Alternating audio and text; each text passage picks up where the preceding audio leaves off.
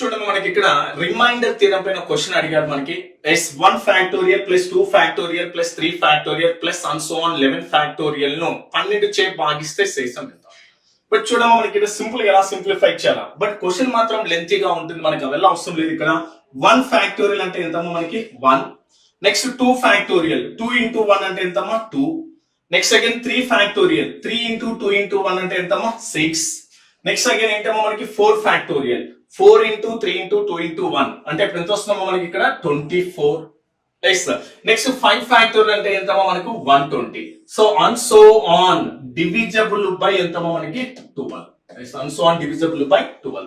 But ఇక్కడ observe చేయండి మనకి 1 is divisible by 12, not divisible. అంటే what is the remainder 1. 2 is not divisible by 12. What is the remainder 2. 6 is not divisible by 12. What is the remainder 6. But 24 అంటే after 3 factorial అంటే 24 is divided by 12. What is the remainder 0.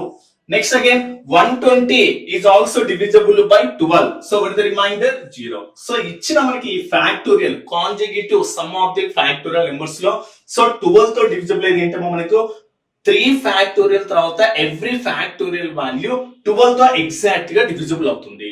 So అప్పుడు ఏమవుతుంది మనకి, so ఇప్పుడు దీన్ని total గా ఏం చేయాలి divided by 12. So next 6 factorial 7 factorial 8 factorial is exact divisible by 12. So ఇప్పుడు ఏముందమ్మా 1 plus 2 plus 6 అంటే ఎంత వస్తుందో మనకి ఇక్కడ 9 ఈజ్ డివైడెడ్ బై 12.